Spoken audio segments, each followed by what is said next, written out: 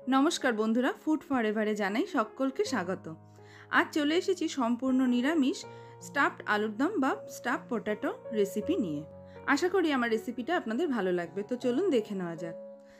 आलुर दम बानानोर जोन्नो एखाने मिडियाम साइजेर आलू निये निয়েছি। आलूगुलो खूब सुंदर करे छाड़िয়ে নিয়েছি।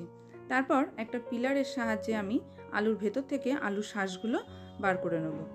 খুব আস্তে আস্তে করতে হবে, না হলে আলুটা ভেঙে যাওয়ার সম্ভাবনা থাকবে। আপনাদের কাছে যদি পিলার না থাকে আপনারা চামচে দিয়েও এটা সুন্দর করে বার করে নিতে পারেন। সব আলুগুলো আমি একইভাবে ছাড়িয়ে নেব।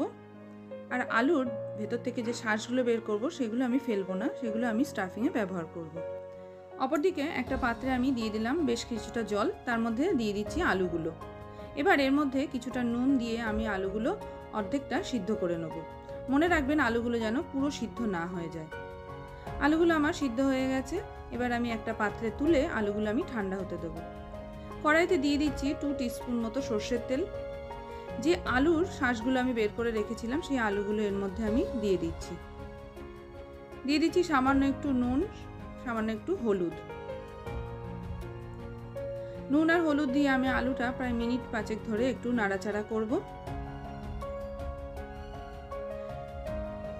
প্রায় মিনিট 5 নাড়াচাড়া করার পরে এর মধ্যে আমি দিয়ে দিচ্ছি 1 টিস্পুন আদা বাটা, 1 টিস্পুন জিরের গুঁড়ো, 1 teaspoon Kashmiri red chilli powder.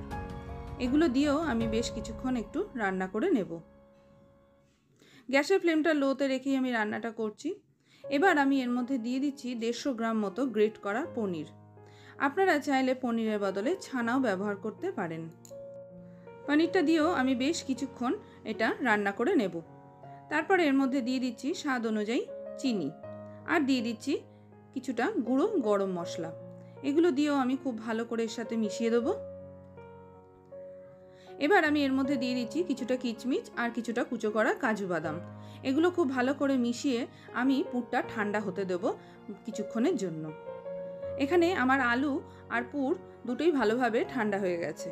এবার আমি পুরটা আলুর মধ্যে আস্তে আস্তে ভরে দেবো। আমি কিভাবে ভরছি আপনারা লক্ষ্য করবেন। একসাথে অনেক বেশি পুর ভরবেন না, তাতে আলুটা সাইড দিয়ে ফেটে যেতে পারে। অল্প অল্প পুর এর মধ্যে ভরতে হবে। এইভাবে আমি সব আলুগুলোর মধ্যেই পুর ভরে নেব। আমার সব আলুগুলোর মধ্যেই পুর ভরা হয়ে গেছে। এবার আমি কড়াইতে দিয়ে দিয়েছি 2 টেবিল স্পুন মতো সরষের তেল। তেলটা খুব ভালো করে গরম হয়ে গেলে আমি আলুগুলো তেলে ছেড়ে দেবো। গ্যাসের ফ্লেমটা একদম লোতে রেখে আলুগুলো আমি হালকা ব্রাউন করে ভেজে নেব। আলুগুলো আমার ভাজা হয়ে গেছে। এবার আমি আলুগুলো অন্য একটা পাত্রে তুলে নিচ্ছি।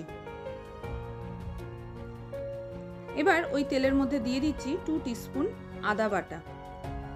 আদা বাটাটা সামান্য একটু নাড়াচাড়া করব। এর কাঁচা গন্ধটা চলে যাওয়ার পরে এর মধ্যে দিয়ে দিচ্ছি 1 টিস্পুন জিরের গুঁড়ো, 1 টিস্পুন রেড চিলি পাউডার। এগুলো একটু নাড়াচাড়া করে নেব। তারপরে এর মধ্যে দিয়ে দিচ্ছি পরিমাণ মতো নুন, দিয়ে দিচ্ছি সামান্য একটু হলুদ। অপরদিকে আমি 10-12টা কাজু বাদাম গরম জলে 1 ঘন্টা ভিজিয়ে রেখে একটা পেস্ট তৈরি করে নিয়েছি, সেটা আমি এখন এর মধ্যে দিয়ে দিচ্ছি। এবার গ্যাসের ফ্লেমটা লোতে রেখে আমি মশলাটা খুব ভালো করে কষিয়ে নেব। গ্যাসের ফ্লেমটা লোতে রাখতে হবে, কারণ যেহেতু কাজু বাদাম আছে সেহেতু তলা থেকে লেগে যেতে পারে। দিয়ে দিলাম স্বাদ অনুযায়ী চিনি। নিরামিষ খাওয়া সেহেতু আমি এখানে চিনিটা ব্যবহার করছি। আর দিয়ে দিচ্ছি কিছুটা গুঁড়ো গরম মশলা। এবার সম্পূর্ণ মশলাটা খুব ভালো করে কষিয়ে নেব যতক্ষণ না তেল ছাড়ছে। তারপর এর মধ্যে দিয়ে দেবো প্রয়োজন মতো জল। খুব বেশি জল দেওয়ার প্রয়োজন নেই, যেহেতু আমার আলুটা আগে থেকে হাফ সিদ্ধ করা আছে। এবার আমি ভেজে রাখা আলুগুলো এর মধ্যে সব দিয়ে দিচ্ছি। দিয়ে আমি এটা প্রায় 5 মিনিট মতো হতে দেবো। আলুর দম অলমোস্ট ডান।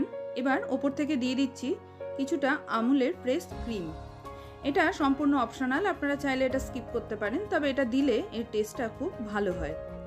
দিয়ে দিচ্ছি ওপর থেকে হাতে ক্রাশ করা কিছুটা কসুরি মেথি। এবার এটা আমি গরম গরম রুটি, নান, পরোটা, ফ্রাইড রাইস যে কোনো কিছুর সাথেই সার্ভ করতে পারবো। আমার এই সহজ রেসিপি আপনাদের কেমন লাগলো অবশ্যই আমাকে কমেন্টস করে জানাবেন। আর আপনারাও এটা ঘরে অবশ্যই ট্রাই করবেন, আশা করি ভালো লাগবে। আমার চ্যানেলে নতুন বন্ধু হয়ে থাকলে চ্যানেলটি সাবস্ক্রাইব করে নেওয়ার অনুরোধ রইল। আর পাশে থাকা বেল আইকনটি প্রেস করতে একদম ভুলবেন না।